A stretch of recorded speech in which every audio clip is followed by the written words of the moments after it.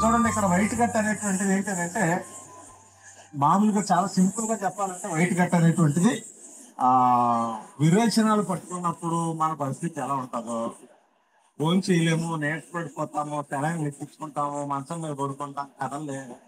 అదే పరిస్థితి రొయ్యికి వస్తుంది అనమాట. సో ఈ వైట్ గట్ ఎప్పుడు తెలుస్తుంది అంటే మనకి ఈ చెరువు మీద తెల్లటి దారపోగులుగా కనపడి తేలుతా ఉన్నప్పుడు వైట్ గట్ వచ్చింది అనేటువంటి విషయం మనకు అర్థమవుతుంది. కానీ ఈ వ్యాధి, ఈ వైట్ గట్ట, ఈ ఈ దారపోగులు తేలక ముందే నీటి మీద మనకి ఒక వారం రోజుల ముందే వ్యాధి అనేటువంటిది ప్రారంభమైపోతుంది. చూడండి, జ్వరం అనేటువంటిది సడన్ గా ఒకసారి వచ్చేది.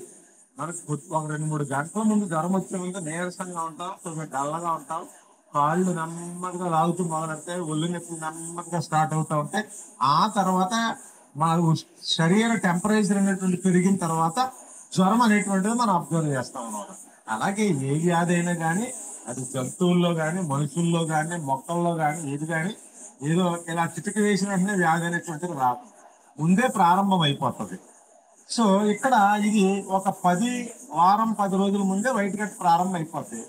ఈ సమస్య అనేటువంటిది, ఈ వ్యాధి తీవ్రత పెరిగిన తర్వాత మన చెరువు మీద ఈ తెల్లటి దారపోగులు కనపడుతుంటాయి. దాన్ని వైట్ గట్ అంటా ఉంటాం అన్నమాట. ఈ వైట్ గట్ వచ్చినప్పుడు రొయ్యి పరిస్థితులు ఎలా ఉంటాయనంటే కనుక మనం కనుక చూస్తే మనకి మేతలు తగ్గించేయడం జరుగుతూ ఉంటది, రొయ్యి నీరసపడిపోతూ ఉంటది, మేతలు తగ్గించేస్తూ ఉంటది, నీరసపడిపోతూ ఉంటది. తర్వాత మనకి రొయ్యి ఏంటంటే అంతగా మనకి లూస్ వెళ్ళకు వెళ్ళడం కనిపిస్తూ ఉంటాయి. ఇది మనకు కనిపించే.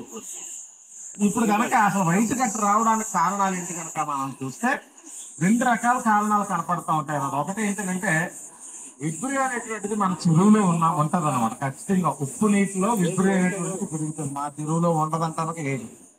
ఎంత జాగ్రత్తగా తీసుకున్నా కానీ ఈ విబ్రియో అనేటువంటిది పెరిగిపోతా ఉంది.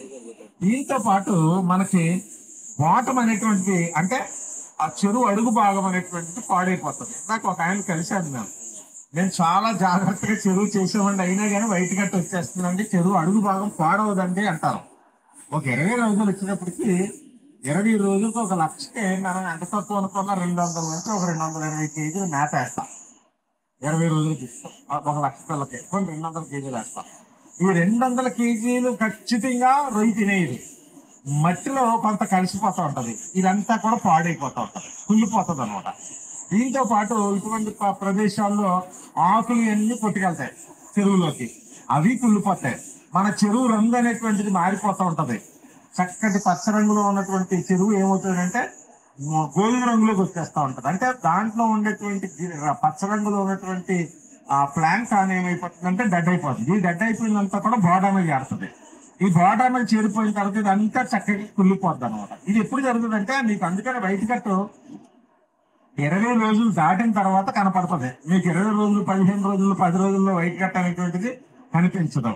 ఈ 20 రోజులకి మనం చెరువును శుభ్రం చేసేది సరే, అలాగే చెరువు పిల్లేసే ముందు జాగ్రత్తలు తీసుకోమని సరే, ఈ జాగ్రత్తలన్నీ 20 రోజుల వరకు మన చెరువులు జాగ్రత్తగా ఉంచుతాయి. ఇక నుంచి కుళ్ళిపోయిందంతా కూడా ఏమవుతుంది, ఇంకా చెరువు అడుగు భాగం పాడైపోతుంది. అందుకని మీరు 20 రోజులు జరిగిన తర్వాత చెరువు అడుగు భాగంలో మట్టిని చూస్తే నల్లగా ఉంటుంది, వాసు చూస్తే కంపు పడుతుంది. అటువంటి పరిస్థితులు వస్తాయి.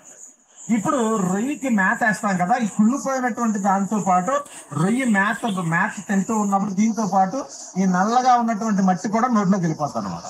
రొయ్యికి ఆహారంతో పాటు ఈ మట్టిలో ఏముంది, విబ్రియో ఉన్నదన్నమాట. అందుకని విబ్రియో రొయ్యి యొక్క ఆహార నాళంలోకి వెళ్ళిపోతుంది అనమాట. ఆహార నాళంలోకి వెళ్ళిపోయిన తర్వాత ఆహార నాళం అనేటువంటిది ఈ 4 రకాల రంగుల్లో మనకు దర్శనం ఇస్తుంది. మామూలుగా మేత వేస్తే మేత రంగులో గంటల తర్వాత మేత రంగులో కనిపిస్తా ఉంటుంది. అంటే మేతలు సరిపోయింది అని అర్థం. మేతలు సరిపోయినప్పుడు రొయ్యి బ్రతకాలి కాబట్టి ఏం చేస్తుందంటే మన చెరువులో ఉండేటువంటి ప్లాంట్, అది గ్రీన్ కలర్ లో ఉండేటువంటి ప్లాంట్ అని తింటది. అప్పుడు ఈ గట్ట అనేటువంటిది గేట్ కింద కనపడుతుంది చూసారా, ఇది పచ్చ రంగులో కనపడుతుంది. ఇది నలుపు మేత అసలు సరిపోవట్లేదు, మట్టికి వేస్తుంది కాబట్టి ఇది నలుపు రంగులో కనపడుతుంది. ఎక్కువగా తరచు రైతుకి మనము చెక్టేం కనుక చూస్తే ఈ 3 రంగుల్లో ఎక్కువ కనపడుతూ ఉంటాయి. అంటే మేతలు సరిపోవట్లేదు అని అర్థం అనమాట. నలుపు రంగులో ఉన్న, గ్రీన్ కలర్ లో ఉన్న. ఇప్పుడు మేతలు సరిపోవట్లేదు కాబట్టి ఏం చేస్తున్నారు, ఈ బ్రతకాలి కాబట్టి మట్టి తింటుంది. ఈ గ్రీన్ కలర్ ఒక్కొక్కసారి మన మేత సరిపోయినప్పుడు మన ఫ్యాన్ దగ్గరకు వచ్చి రొయ్యలు పట్టుకు లాగుతాడు. వేర్లు అంటే వేర్లు పట్టుకు లాగుతాం, ఏదైనా గెడలు అంటే గెడలు పట్టుకుని రొయ్యలు ఏమంటే మా ఎన్ని లాగుతున్నాయండి, ఆ థర్మోకోల్ని పట్టుకుని లాగుతావా రొయ్యలు తింటున్నాయండి అనేటువంటిది రైతులు ఎప్పుడు చెప్పేటువంటి సమస్య.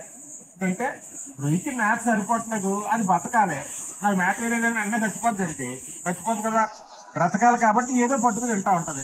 ఏదో పట్టుకు తినడం వల్ల వచ్చేటువంటి ముఖ్య జనం ఇది ఈ వ్యాధి.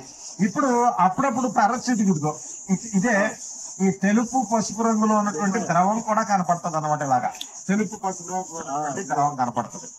ఈ తెలుపు పసుపు రంగులో ఉన్నటువంటి రొయ్యి తలుపు ద్రవం ఉన్నటువంటి రొయ్య పట్టుకుని కొంచెం అటు ఇటు కదిస్తే మనకి ఏమవుతుంది అని అంటే ఆ ద్రవం అటు ఇటు కదులుతూ ఉండి మధ్య మధ్యలో కట్టల కింద అంటే కంటిన్యూస్ గా ఉండకుండా ముక్క ముక్కల కింద కనపడతా ఉంటుంది. ఇటువంటిది కనిపించినప్పుడు అది వైట్ గట్టకి ప్రారంభ దశ.